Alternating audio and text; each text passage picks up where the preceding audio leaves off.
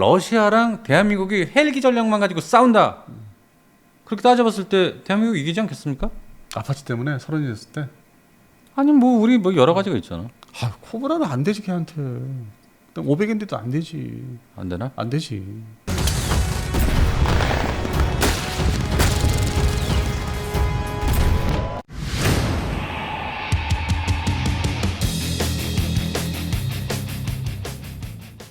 여러분 안녕하십니까. 자 오늘도 사사로운 토크쇼 안승범과 소닉 PD의 입고 보는 밀리터리 지식 채널 채널 소닉 PD 안승범입니다. 안녕하십니까. 네. 아니 같이 가봐. 이렇게 가리고 아 왜? 갑자기 가려웠어.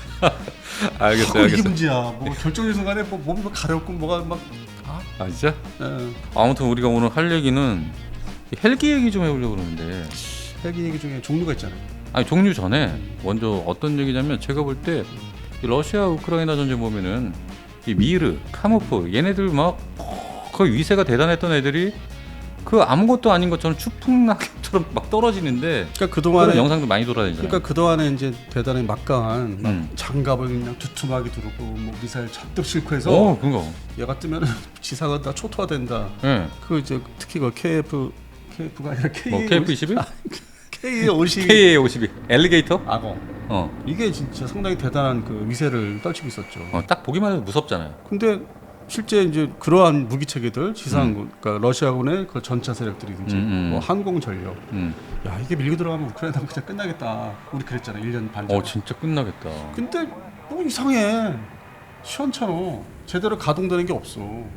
전투기들도 그렇지, 네. 헬기 세력들도 네. 그렇지, 뭐 전차들도 뭐 별 뭐야? 아니 뭐 하나 그냥 이렇게 가는 게 없어. 기존에 이제 냉전 시절 때 그 홍보사전 그 당시 네. 구소련 홍보사님 보면 그냥 떼거리로 몰려들어가는 모습이 아니라 넓은 평원, 초원에서 그냥 찔끔찔끔. 뭐 동네 시골길 이렇게 가다가 빵 하고 뚜껑 열리고. 네. 그래서 야, 이 뭐 당연히 이제 러시아군 침공한 세력이니까 우린 별로 안 좋아하는데 이거 뭐냐?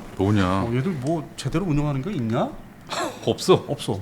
하나도 없어. 네. 난 진짜 러시아 우크라이나 전쟁 딱 개전할 때 와 러시아가 과연 어떤 화력들로 이렇게 한번 밀어붙일까. 그리고 이제 뭐 좀 안 되니까 탄도탄, 단거리 탄도탄, 뭐 공중 발사식 미사일, 공대지 이거는 이제 뭐 계속 발사를 하죠. 그런 이제 한번 쏘면 끝이니까 알아서 폭파되는 거니까. 네. 그래서 그 중심으로 화력을 이제 구사하더라고. 그래서 소위 러뽕 분들께서 상당히 이번에 실망들을 많이 하시지 않았습니까?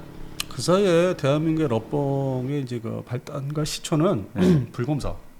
그렇지. 그때 대단했죠 불검사. 96년도부터 그걸 자리 잡으면서 그 일부 기술 우리가 이제 그 당시 러시아한테 일부 기술 받아서 ADD 국방연구소가 받으면서 국산 무기화 시킬 것들 많지 않습니까? 네네네. 그 뭐 현무 지금 2부터. 그래서 이제 뭐 자연스럽게 러시아 무기 체계에 대해 좋아하고 지금까지 흘러온 거죠. 전쟁 뭐 나기 전까지. 또 남자들은 막강한 걸 좋아하니까 굳이 뭐 공산권이다 아니다를 떠나서 이 무기 자체가 그냥 디자인이 멋지고 강하면 이것도 좋아하지 않습니까? 일단은 좀 무지막지한 그 디자인이죠. 특히 또 그거 있지 않습니까? 람보에서 나왔던 근데 이 하인드인가요 그게? 하인드죠. 와, 하인드 난 그거 보고 기절할 뻔해서 람보 죽을까 봐. 하인드처럼 보이게 한 그 슈퍼푸마를 개조한 거고 프랑스제. 그리고 뭐 그 여러 가지 뭐 이제 헬기들 공격 헬기를 이제 어떤 표현하는 영화들이 있었는데 거의 대부분의 프랑스제 헬기들 많이 개조하죠. 그래도 이 헬기의 세계에서 가장 막강한 거는 딱 하나밖에 없습니다. 절대 죽지 않는 뭐 아바지? 에어울프. 그거는 저기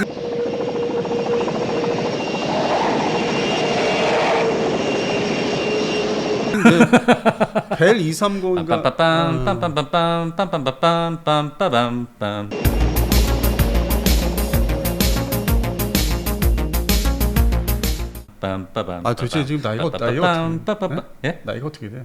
예? 그 80년대 나하고 나이 차가 별로 안 나는 것 같아요.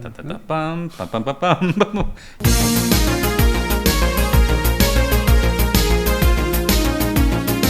이 노래 얼마나 멋있어요. 저는 극장 가서 블루 썬더인가? 썬더블루인가?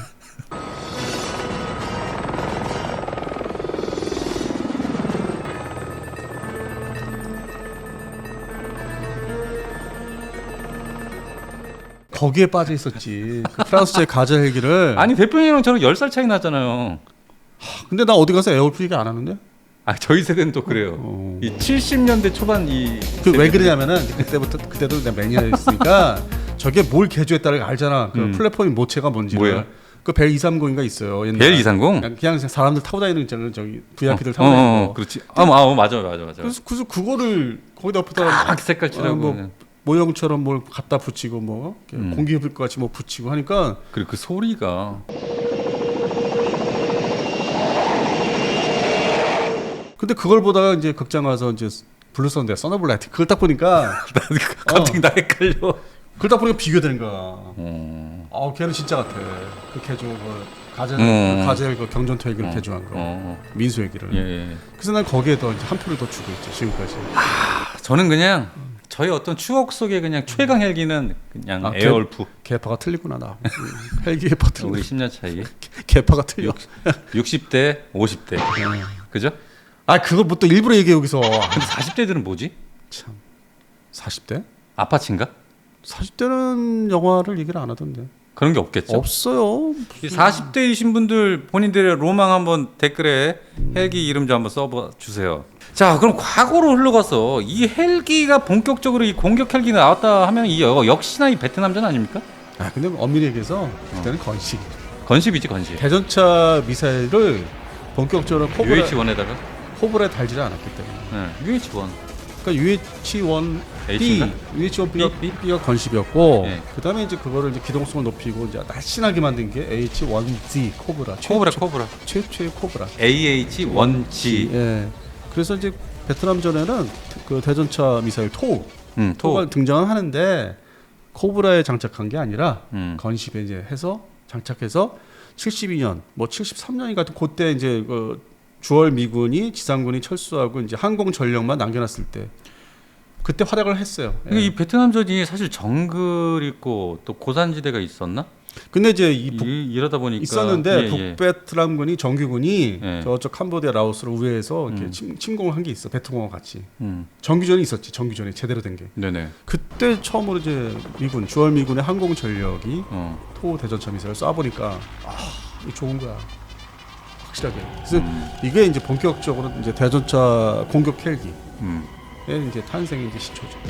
이 베트남전에서 사실 이 헬기의 활약이 굉장히 크지 않았습니까? 뭐 정글지대니까 기동성, 병력을 이제 일시에 넣었다 빼려면은 그 영화에서 다 나타나잖아요. 일시에 병력을 이제 수송하고 소규모 병력을 급습하는 식으로 넣었다 빼는 거잖아. 근데 그러다가 처음에는 그냥 이 소총이라든지 여러 가지 처음에는 62년 3년도에 주월 미군이 정식으로 있지 않고 군사 고문단 형식이 있을 때 이제 남베트남군을 이렇게 같이 옆에 도와주면서 지원을 하면서 헬기를 전력을 이제 그 당시 초기 기동 헬기 뭐 H-21 같은 거 지원을 하면서 해보니까 처음에는 이 베트공이 엄청 놀랐다는 거야. 어느 날 갑자기 두두다다다다. 위에서 막 쏴대니까? 아니 그냥 공중에서 갑자기 헬기가 내려오니까. 그냥 도망가는. 이런 거 처음 봤어. 처음 접하는 이제 상대. 뭐지? 하면서 그냥 이제 도망가기 바빴지. 그러다가 이제 그게 몇 번 겪다 보니까. 야 소총으로 격추해 될 거야. 쏴. 그동안에 뭐 전투기도 소총으로 내려오면 쏘면 다 떨어지는데 그 화력을 집중해. 기관총도 옆에다 다 가지고 다니고 어깨 메고 막. 근데 내 기억으로는 이 멀티미디어, 뭐 매스미디어라고 하는데요. 이미 그때부터 TV를 통해서 전쟁이 이제 중계되던 시절이에요. 이미 그 당시에 60년대가. 그래서 제가 어렸을 때 그 기억이 TV, 우리 흑백 TV였죠. 그 미국의 영상들을 이제 받아서 보여주는 게 역시나 그때 코브라가 뒤집어져 있어 어디. 이게 발라당 격추돼가지고. 그래서 난 이미 뭐 71년도 2년도에 봤어 그런 화면을. 그래서 이 코브라도 당하는구나. 그랬더니 그게 걸프전에서 아파치도 당하는데 36대인가요? 정확히 이라크 전이죠. 2차 걸프전. 31대 아닙니까? 31대인가? 네. 그래서 뭐 영화 장면을 이제 회상하시면은 제일 이제 근접 근사치가 나오는 건데 막 우당탕탕탕 막 우박 내리는 우박 그냥 우당탕탕 갑자기 우박 내리는 거. 그래서 이제 뭐 기본 장갑이 있으니까 이제 피탄을 댔는데 그냥 소위 엔진에 연기 나면서 이렇게 회피하는 거 도망가는 거 있잖아요. 그리고 이제 그 중에서 뒤늦게 못 도망가지 못한 것들이 이제 뒤집어지면서 메뚜기가 돼 버리는 거죠. 그래가지고 저는 그때 그 장면을 보고서 생각했던 게 이 A10 먼저 그냥 밀어 넣고서 먼저. 그거는 이제 미국의 에어랜드 배틀이라고 80년대부터 정착이 되죠. 그 전술이. 네, 그 다음에 이제 아파치 들어가면 될 걸 가지고 얘들 미쳐가지고 지들 나가면 다 그냥 쓸어버리겠어 하는 마음으로 그냥 들어갔다가 그 꼴을 당한 거 아닙니까? 뭐 되게 우습게 본 거지. 너무 우습게 봤어. 1차 걸프전 때 아주 뭐 실적이 좋으니까 네네. 이번에도 될 거야 하고 들었던 거지. 근데 전통적인 그 반격에 당한 거고. 그래서 그때 이후로 정신 차리고 미군이 이 아파치를 다시 개량을 해서 지금의 AH-64E 가디언 그리고 V6까지 지금 나오게 된 거죠? 네, 맞습니다. 그래서 이제 유무복합으로 가는 거죠. 근데 뭐 유무복합이라면 이제 우리 주한미군에 들어와 있는 그레이글, 예, 중대형 무인기를 동반해서 이제 작전을 펼치는. 그래서 이제 정착이 됐어요. 그 미군은 주한미군은 정착이 됐는데 지금 대한민국은 이제 어떻게 됩니까? 대한민국은 이제 저기죠. LH 플랫폼을 이제 양산을 배치를 하면은 LAH 동시에 이제 그 조그만 거, 네네네. 뭐 이렇게 뭐 날파리 던지듯이 막 그렇죠. 홍보 영상 보면 옆에서 막 뿅뿅 날아가던데. 뿅뿅 무슨 뭐 네네. 날개 나가면서 날개가 펴지면서 나는 수제비 이렇게 띄어서 그러면서 칼제비 수제비 띄어서 그건 이제 도상면이고 수제비 하나씩 뭉텅 잠깐 먹는 것만 얘기하냐 우리 배가 고픈가? 배고프다. 진짜 그러네. 방송을 하다 보니까 배고프네. 예, 아무튼 아무튼 그래서 수제비 같은 무인기들이 착 뿌려주는 걔들이 나가서 먼저 정찰을 하고 색깔이 하얘니까 수제비가 맞죠. 알았어요. 시커먼은 뭐 하다 못해 바퀴벌레냐 이럴 수 있는데 얘가 하얗잖아. 이 수제비는 이 겉절이에다가 빨간 배고파. 하면서 또 이것만 먹으면 또 재미가 없잖아. 이것도 하셔야 돼? 딱 소주 한 병만.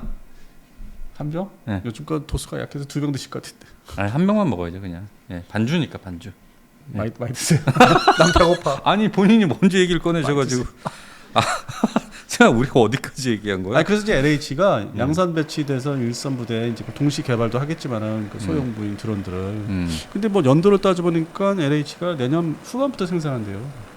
내년 후반부터. 2024년 후반.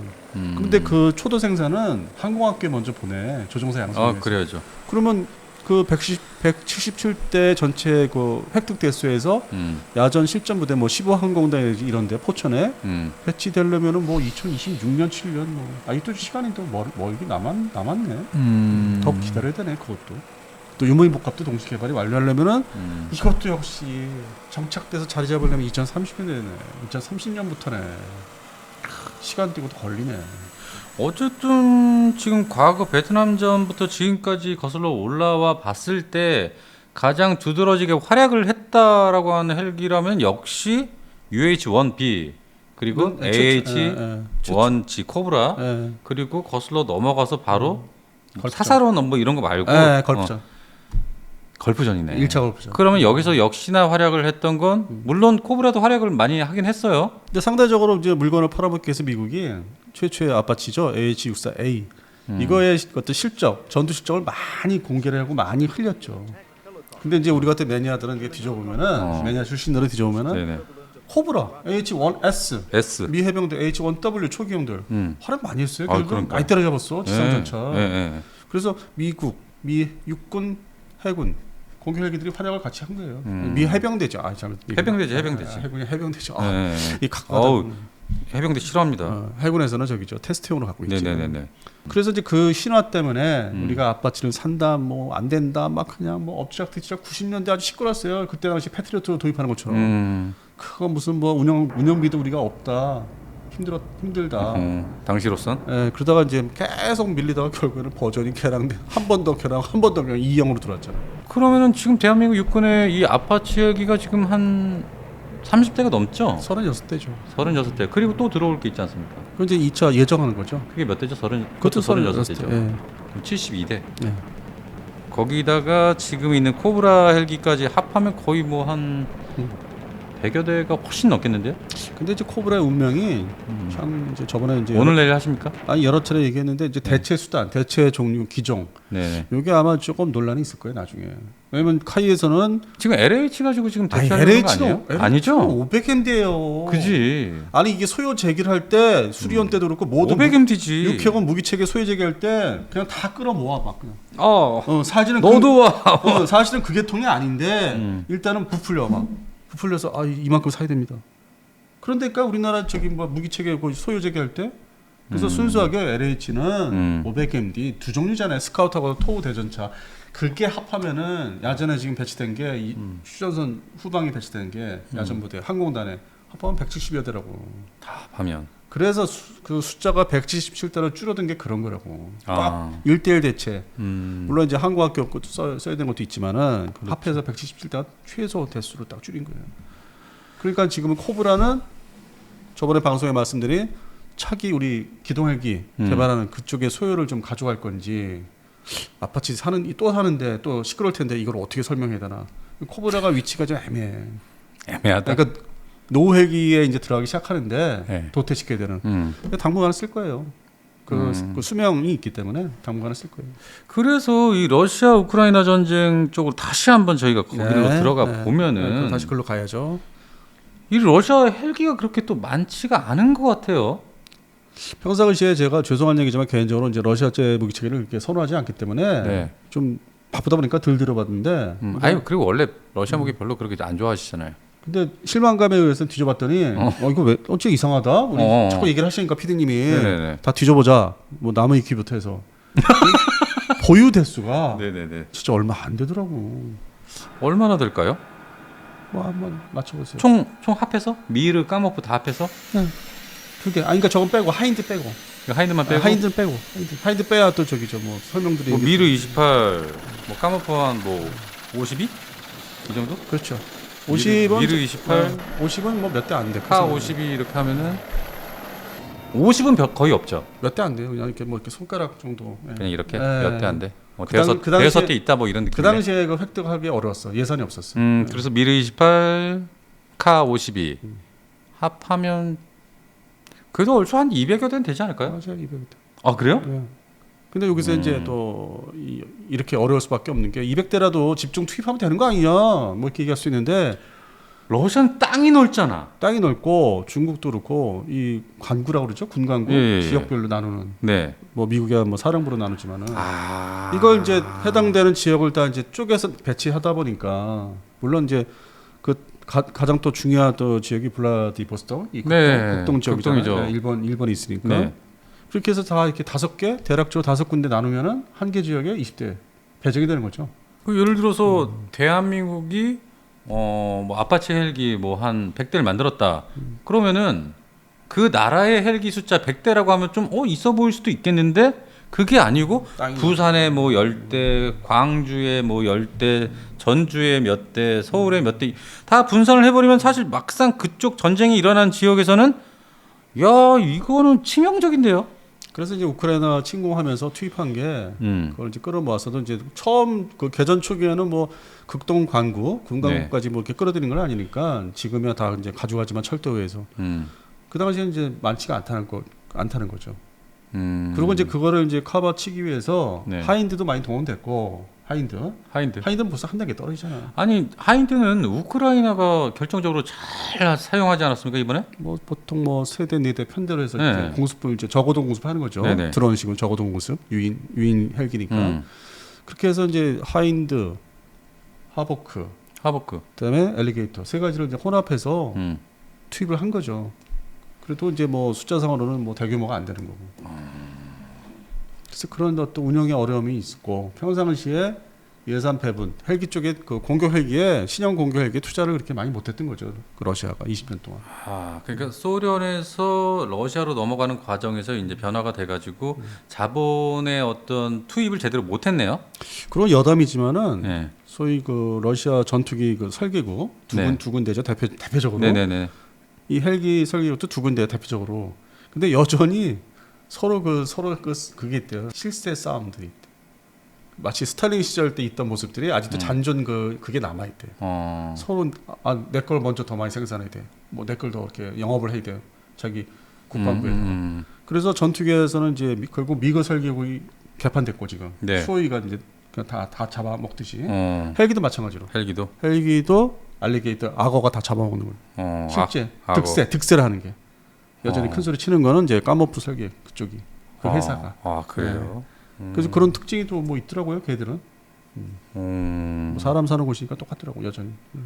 야, 그러면 지금 이 전쟁 때문에 러시아 자체도 이제 헬기가 이제 200여 대가 아니고 근데 가지고 있는 거를 지금 남아 있는 것들은 이제 좀 성능을 향상시키겠죠. 그래서 이 러시아도 역시 그 미사일을 사거리가 좀 더 늘어난 거를 뭐 AT-16 같은 거는 이제 교체를 이제 한다든지 주력으로 기존 구형에서 사거리가 보통 10km 이상 되는 거. 그다음에 유도 로켓. 이쪽에 APKWS가 미국에 있다면 그 나라도 이제 유도 로켓을 도입을 하기 시작했고.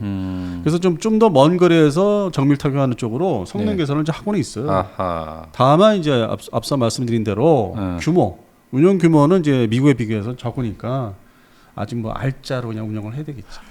저는 그냥 멀리 봤을 때 앞으로는 좀 드론이 좀 대세가 될 것 같고, 이제 헬기 자체는 수송용 빼고는 별로 이제 공격용 헬기는 좀 필요가 없어질 것 같다라는 생각이 좀 저는 좀 들었거든요. 지금 러시아 뭐 미사일 대전차 미사일 성능 개량형을 다 도입한다.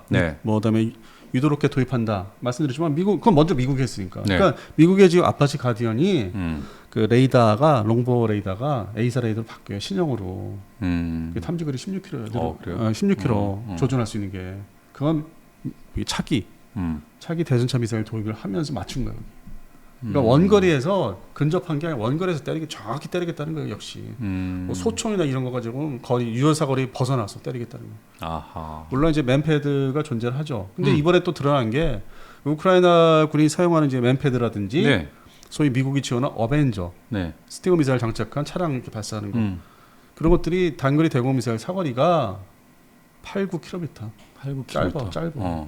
그러니까 그걸 벗어나겠다는 거예요. 지금 말씀드린 게 러시아군도 이제 그 개량을 한다, 무장 개량한다. 미국도 뭐 또 개량령이 등장하고 유무위복합 간다는 게 좀 그 거리를 벌려놓겠다는 거야.